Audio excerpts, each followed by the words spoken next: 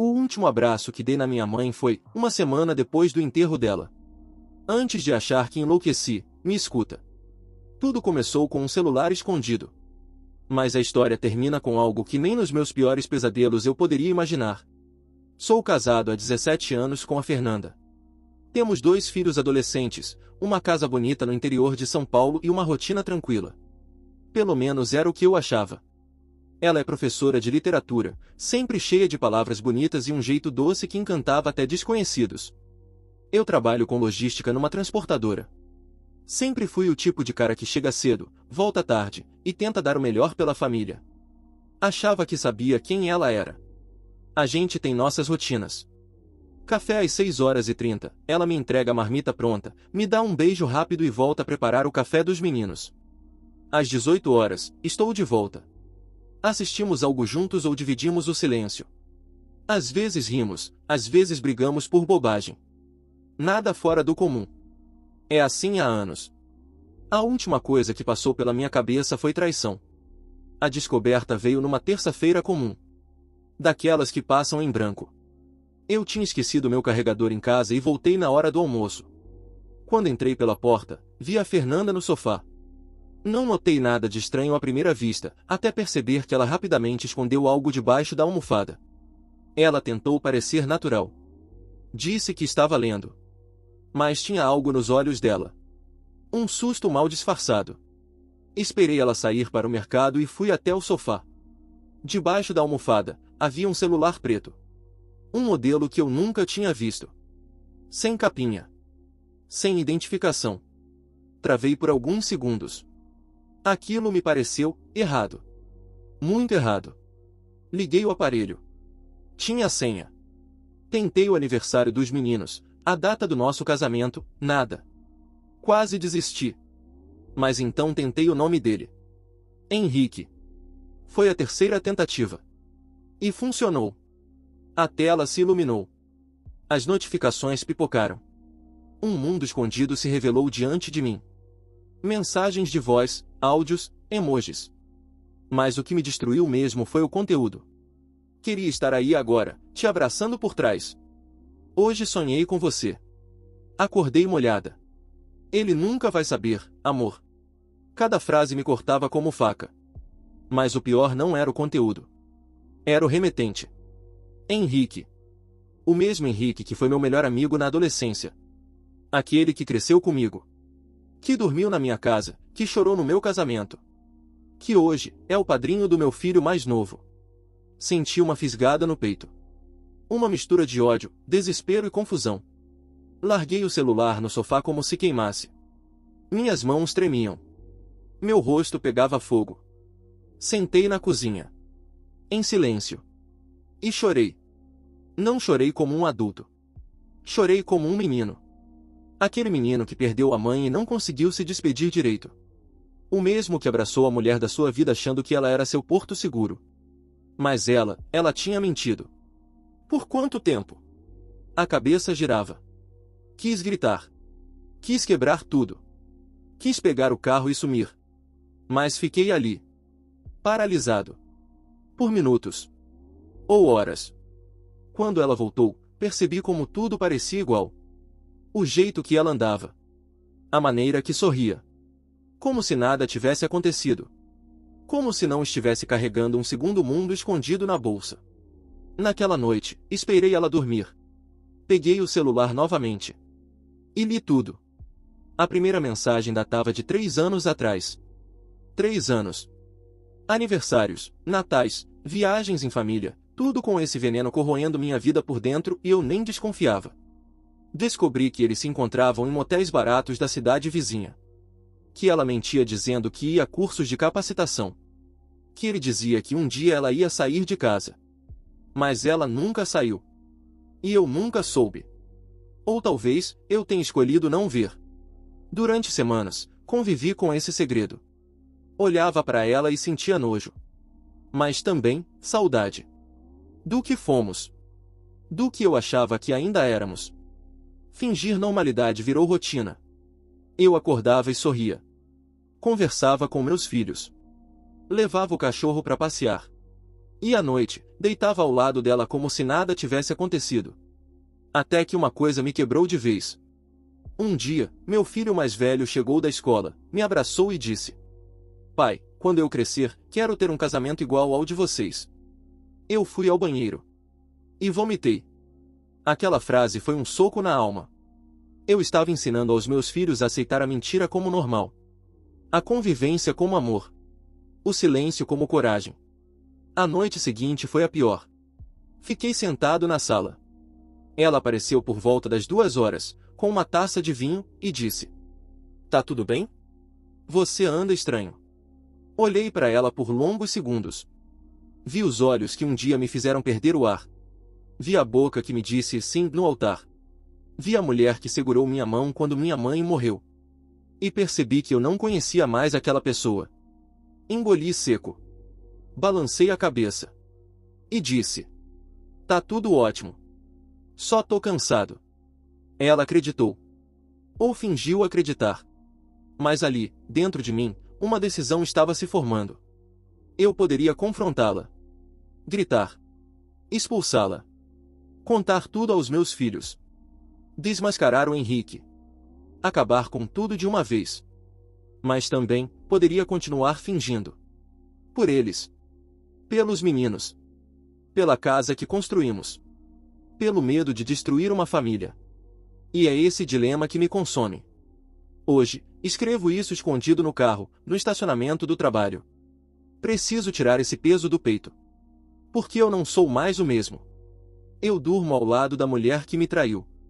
Abraço meus filhos com o coração em pedaços. E todo dia penso em como minha vida virou uma mentira com um toque de senha num celular.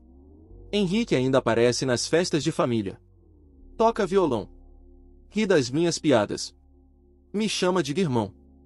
E eu sorrio de volta. Mas por dentro, eu morri. Morro um pouco a cada dia. E ainda não sei o que fazer. Já pensei em ir embora. Já pensei em abrir tudo.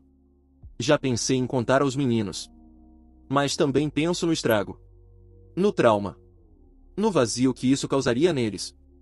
Por enquanto, só escrevo. Só desabafo. E abraço minha dor como abracei minha mãe, uma semana depois de enterrá-la. Porque, de certo modo, parte de mim também foi enterrada naquele sofá. Com aquele maldito celular. Eu devia ter jogado aquele celular fora. Tê-lo destruído. Mas guardei. Não sei por quê. Talvez como prova. Talvez como castigo.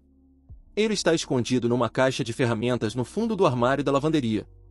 Eu já o peguei mais de 20 vezes nas últimas semanas, com o coração na garganta, revendo as mensagens, ouvindo os áudios. Às vezes escuto os sussurros dela chamando ele de meu amor, meu tudo, e me pergunto quando foi que ela parou de me amar. Será que foi depois da segunda gravidez? Ou quando comecei a trabalhar demais? Ou será que nunca me amou de verdade? O pior é que, mesmo depois de tudo, parte de mim ainda ama essa mulher. E isso me envergonha. Teve um dia que quase contei tudo.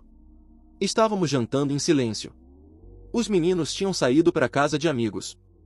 Olhei para ela e soltei: "Fernanda, você me ama?" Ela levantou os olhos. Assustada. Claro que sim. Por que essa pergunta do nada? Dei de ombros. Fingi um sorriso. Sei lá. Só quis ouvir. Ela sorriu, se levantou, me beijou na testa e disse: "Você é tudo para mim." E aí eu quis morrer. Porque cada palavra que saía da boca dela parecia ecoar da boca de um fantasma. Uma semana depois disso, recebi uma mensagem no meu celular. Número desconhecido. Era o Henrique. "Preciso falar com você. Urgente." Sozinhos. Meu coração congelou. Nos encontramos num boteco afastado, onde costumávamos jogar sinuca na juventude. Ele estava mais magro. Olhos fundos. Nervoso. Sentou-se diante de mim e disse: "Ela contou o que você descobriu." Fiquei em silêncio. Ele continuou: "Eu não sou mais o mesmo, cara. Me odeio. Me odeio todo dia. Isso nunca devia ter acontecido." "Mas aconteceu", respondi seco. A gente tentou parar. Várias vezes. Mas sempre voltava. Eu pensei que, Pensei que ela fosse me escolher um dia. Olhei para ele com tanto ódio que minhas mãos fecharam sozinhas. Ela nunca ia te escolher. Porque ela precisa de mim para sustentar a mentira que construiu. Você era o escape. Eu sou o suporte. Ele chorou. Na minha frente. E aquilo não me deu alívio. Me deu repulsa. E agora? Perguntei. Vai seguir fingindo que é meu irmão nas festas? Vai continuar abraçando meus filhos como se fosse parte da família? Ele abaixou a cabeça. Vou sair da cidade. Consegui uma vaga em Minas. Um emprego novo. Já avisei a ela. Fiquei ali, em silêncio. A cerveja na minha mão parecia água suja. Meu estômago embrulhava. Ele se levantou. Me estendeu a mão. Me perdoa, cara. Por favor. Não consegui apertar. Só olhei nos olhos dele e disse: se você tivesse um mínimo de respeito por mim, nunca teria feito isso. Vai embora. Não me procura mais. Ele foi. E eu voltei para casa com um buraco dentro do peito. Naquela noite, vi a Fernanda sentada no sofá, lendo. Como se nada tivesse acontecido. Como se o mundo não tivesse virado de cabeça para baixo. E foi ali que percebi uma coisa. O pior tipo de traição não é o sexo escondido. É o olhar calmo de quem mente todo dia sem tremor na voz. Ela fingia tão bem, que agora começo a duvidar de tudo. Das nossas viagens. Dos abraços. Das noites em que disse me amar. Será que ela pensava nele quando estava comigo? Será que chamava meu nome e imaginava o dele? Minha sanidade está por um fio. Tenho dormido no quarto de hóspedes. Disse que estou roncando demais. Ela acredita. Ou finge. Já nem sei. Meus filhos perguntam por que estou diferente. Eu sorrio. Digo que é o trabalho. Mas a verdade é que vivo num inferno que ninguém vê. E a cada manhã, fico à beira de tomar uma decisão que pode mudar tudo. Confrontá-la? Contar tudo aos meninos? Pedir o divórcio? Ou continuar fingindo, como ela faz? Uma parte de mim quer proteger os meninos da dor. Outra parte quer gritar. Jogar tudo no ventilador. Mostrar que o pai deles não é um idiota. Mas e se eu contar? Eles vão odiá-la? Vão se afastar dela? E se eu me separar, será que eles vão me culpar? Será que vão me achar fraco por não lutar mais pela família? Acordo no meio da noite suando frio. Sonho com a Fernanda me pedindo perdão. Sonho com o Henrique na porta da minha casa. Sonho com meus filhos me chamando de mentiroso. Não tenho mais paz. E o pior? Ela me olha todos os dias como se fosse a mulher mais fiel do mundo. E talvez, no fundo, ela acredite nisso. Às vezes, penso em gravar uma confissão. Escrever uma carta. Ir embora sem olhar para trás. Deixar que ela explique. Que ela sustente as consequências. Outras vezes, penso em esperar. Até os meninos crescerem. Até tudo parecer menos destrutivo. Mas quanto tempo isso vai levar? Quanto tempo mais vou suportar deitar num colchão cheio de farpas e sorrir como se fosse algodão? Hoje mesmo, ela me disse que planeja nossa viagem de 20 anos de casados. Que quer voltar à pousada onde passamos a lua de mel. Tive vontade de rir. Ou de chorar. Mas só respondi. Vai ser inesquecível. E vai mesmo. Porque talvez seja o dia em que eu diga tudo. Ou talvez seja o dia em que eu vá embora sem dizer uma palavra. Ainda não sei. Tudo o que sei é que o último abraço que dei na minha mãe foi uma semana depois do enterro dela. E que, desde que descobri esse celular, o abraço da minha esposa nunca mais teve o mesmo calor. A viagem chegou. 20 anos de casamento. Uma vida. Uma farsa. Ela organizou tudo com o mesmo entusiasmo de quando planejava as festas dos nossos filhos. Arrumou as malas, escolheu a melhor roupa, perfumou os lençóis da pousada com essência de lavanda. Era como ver uma atriz se preparando para a estreia da peça mais importante da carreira. E eu? Eu assistia tudo em silêncio. Dentro da mala, entre as camisetas dobradas, levei o celular escondido. O dele. Aquele que ela nem sabe que ainda existe. A estrada parecia mais longa do que da última vez. Talvez porque eu estivesse carregando um peso invisível no banco do carona. Ou talvez porque, no fundo, eu soubesse que essa viagem não era uma celebração. Era um julgamento. Chegamos à pousada no fim da tarde. Ela sorriu ao ver a mesma vista. A mesma varanda. O mesmo quarto. Lembra do que aconteceu aqui naquela noite? Ela perguntou, piscando com malícia. Lembro, sim, respondi, forçando um sorriso. Lembro de cada detalhe. Mas o que ela não sabia é que, agora, cada memória vinha contaminada. Cada lembrança era uma ferida aberta. Jantamos num restaurante à beira do mar. Ela pediu vinho. Eu pedi silêncio. Enquanto ela falava sobre planos, eu imaginava o rosto do Henrique aparecendo no reflexo da taça. Enquanto ela sorria, eu ouvia os áudios de novo, em looping, dentro da cabeça. Voltamos ao quarto. Ela se deitou na cama e me puxou para perto. Faz tempo que não somos só nós dois. Só eu e você. Fiquei em pé. Olhei para ela. O rosto da mulher que eu amei metade da minha vida. O rosto da mulher que mentiu para mim enquanto dormia no meu peito. Abri a mochila. Peguei o celular. Joguei na cama. Reconhece isso? Ela congelou. Os olhos perderam o brilho. A mão que minutos antes me acariciava tremeu. Onde você conseguiu isso? Não importa. Está tudo aí. Tudo. Inclusive as mentiras que você me contou olhando nos meus olhos. Ela tentou pegar o celular. Afastei. Por quanto tempo, Fernanda? Por quanto tempo você ia continuar fingindo? Ela sentou na cama, sem conseguir me encarar. Eu não queria te machucar. E conseguiu exatamente isso. Eu juro que ia acabar. Já tinha acabado. Você jurou nosso amor diante de Deus. E isso não te impediu. Por que esse juramento agora valeria alguma coisa? Ela chorou. Muito. Choro de quem foi pega. Não de quem se arrepende. Me perdoa. Fiquei parado. Olhando o mar pela janela. Não dá mais, Fernanda. Você destruiu o que eu sentia. Você matou o que a gente era. E os meninos? Ela sussurrou. Vai jogar nossa família fora? Você jogou.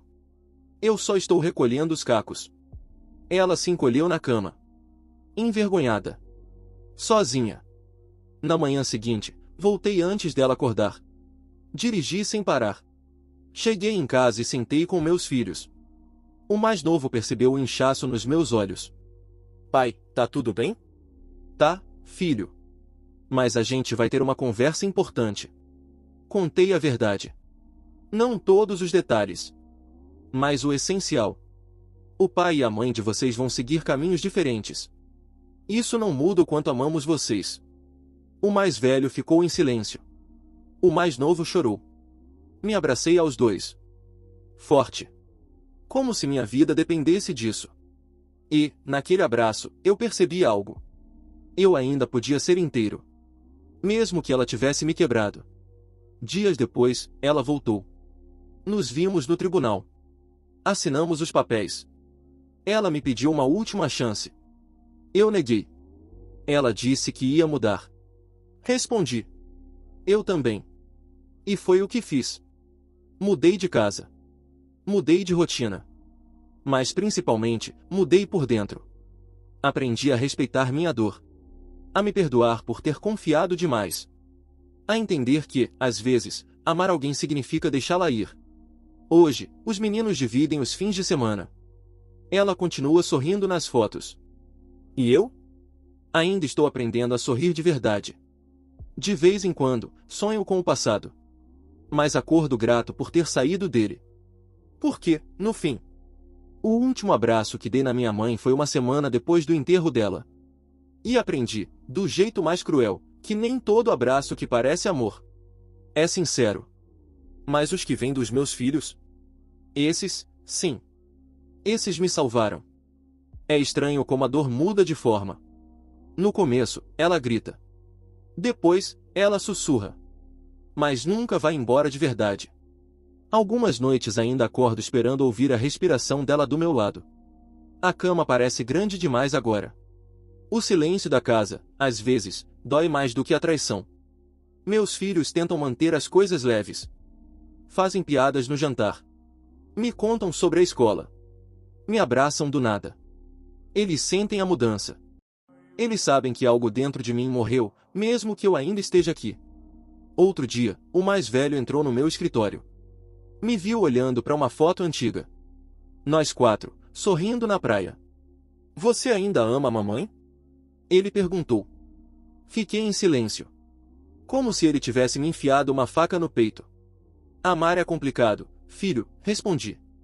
Às vezes, a gente ama alguém que já não existe mais. Ele não entendeu completamente. Mas acho que sentiu. Me abraçou forte. Disse. Eu ainda amo vocês dois. E foi naquele momento que percebi. Meus filhos são mais maduros do que muitos adultos. Eles não tomaram partido. Eles não me culparam. Eles apenas continuaram me amando. E isso me salvou. Recebo mensagens da Fernanda às vezes. Ela diz que sente falta da nossa família. Que quer tentar de novo. Mas o problema não é ela sentir falta. É que ela não soube valorizar quando tinha.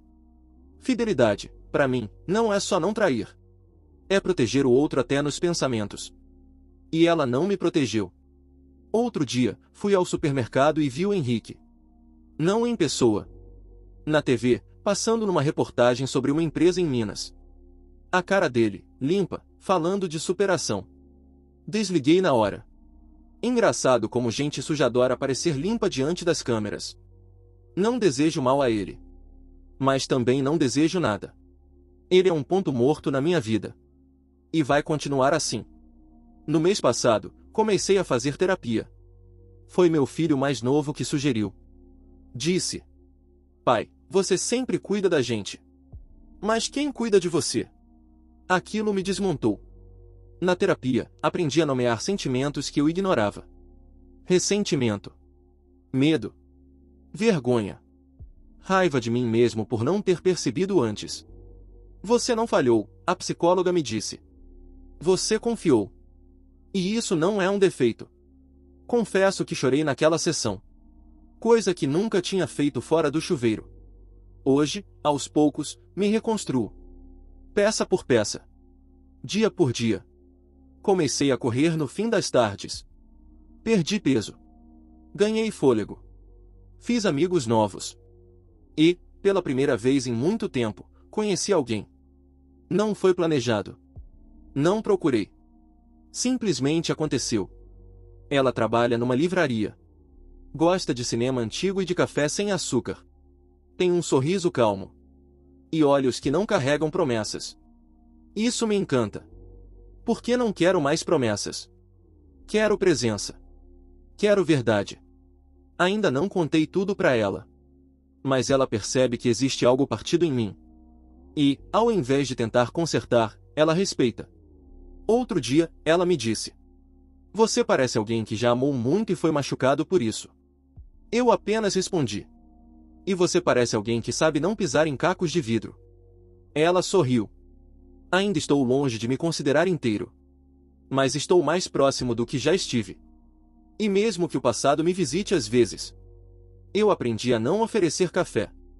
Só deixo ele passar. Porque ele não mora mais aqui. Agora, o futuro bate na porta com mais delicadeza.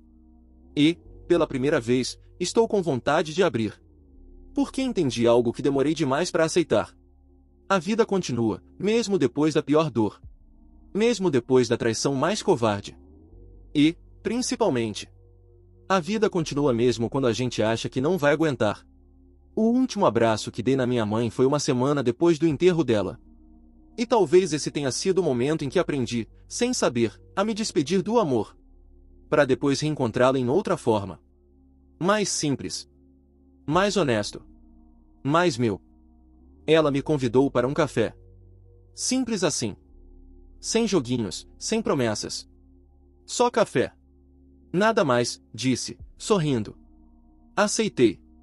Mas por dentro, tremi. Como se eu estivesse traindo alguma coisa, ou alguém que já nem estava mais ali.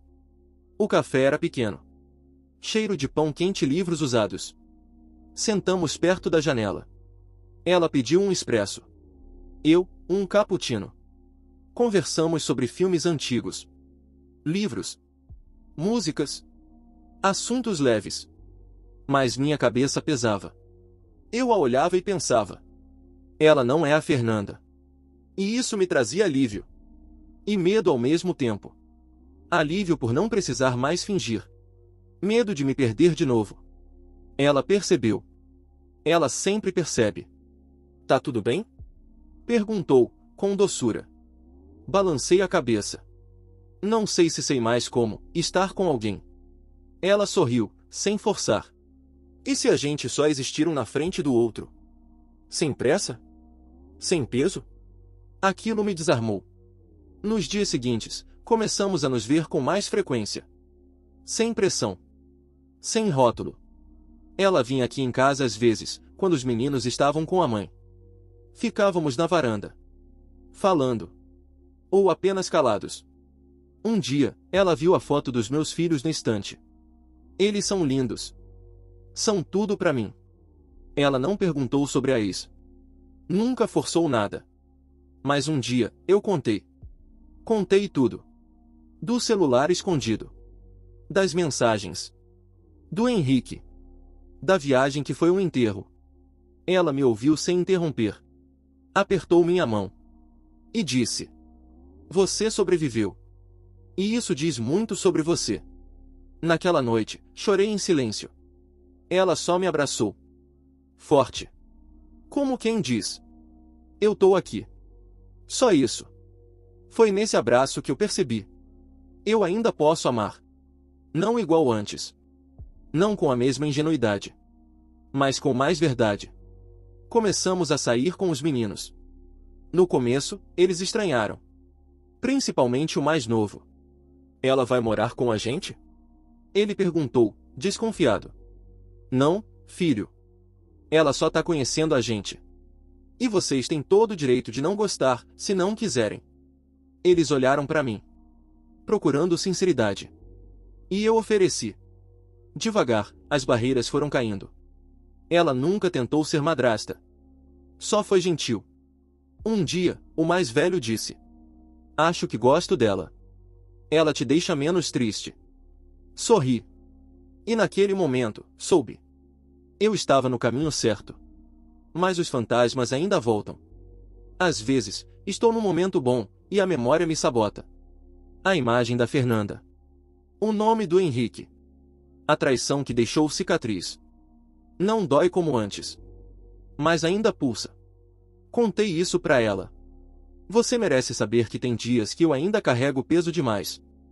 Ela respondeu. Não precisa ser leve para eu te acompanhar. Só precisa ser honesto. Respirei fundo. E deixei ela entrar mais um pouco. Hoje, ainda sou um homem em reforma. Mas com pilares mais fortes. Aos poucos, aprendi que não é fraqueza sentir medo. Fraqueza é fingir que ele não existe. Amar de novo é um ato de coragem. E eu, sinceramente, achei que nunca mais teria essa coragem. Mas aqui estou. Com alguém que não me promete eternidade. Mas entrega presença. E com filhos que me mostram, todos os dias, que o amor real não trai. Não mente. Não precisa se esconder em outro celular. Um dia, talvez eu queise de novo. Ou talvez não. Mas hoje eu acordo em paz. E, às vezes, a paz vale mais que qualquer final feliz. Hoje é o casamento do meu filho mais velho. Ele está lindo. Terno azul marinho, sorriso nervoso, mãos suando como as minhas suaram no dia em que me casei. Eu o ajudei a dar o nó na gravata. E, naquele instante, vi nele um homem, e ao mesmo tempo, um menino que chorava no meu colo quando o joelho ralava. Tá pronto? Perguntei. Ele respirou fundo. Tô. Mas e se não der certo? Olhei bem nos olhos dele. Então você recomeça. Igual você fez? Ele sussurrou. Sorri. Igual. Ele me abraçou com força. Pai, obrigado por ter ficado inteiro pra gente, mesmo quando você tava quebrado por dentro. Engoli o choro. Aquela frase valeu mais do que qualquer reconhecimento profissional ou diploma. Ali, eu entendi que tudo que fiz, todo o silêncio que engoli, toda lágrima que escondi, foi por eles. E valeu a pena. A Fernanda veio ao casamento. Chegou sozinha. Sentou na terceira fileira. Nos cumprimentamos com um aceno. Sem mágoa. Sem saudade. Apenas o respeito frio que resta depois da tempestade. Henrique? Nunca mais ouvi falar. E, sinceramente, não importa. A mulher que esteve ao meu lado nos últimos anos estava ali também. Linda. Tranquila. Ela apertou minha mão durante os votos. Você tá bem? Sussurrou. Melhor do que eu achei que estaria, respondi. Ela sorriu. Aquele sorriso que me devolveu ao mundo anos atrás. Depois da festa, quando tudo terminou, sentei na varanda de casa. Os fogos ainda ecoavam no céu. Meus filhos estavam rindo dentro de casa. Minha companheira vinha com 2 xícaras de chá. Não quer dormir ainda? Ela perguntou. Quero ficar mais um pouco aqui. Só olhando. Ela entendeu. Se sentou ao meu lado. Ficamos em silêncio. O tipo de silêncio bom. Aquele que não pesa. Que não fere. A brisa tocava meu rosto. E pela primeira vez, em muito tempo, eu não sentia culpa, nem dor, nem raiva. Apenas gratidão. Gratidão por ter resistido. Por não ter me afundado quando tudo puxava para baixo. Por ter aprendido que o amor, quando é de verdade, não machuca. Não esconde. Não engana. Hoje, eu olho para trás e vejo o homem que eu fui. Fraturado. Perdido. Destruído por dentro. Mas também vejo o homem que me reconstruí. Com calma. Com verdade. Com a ajuda de quem ficou. E de quem chegou sem querer consertar, só para caminhar junto. A vida, no fim das contas, é isso. Ela quebra. Mas também ensina a colar. E amar de novo. Mesmo com medo. Foi o ato mais corajoso da minha vida. Fecho os olhos.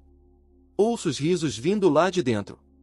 O mundo gira, o tempo passa, a dor se transforma.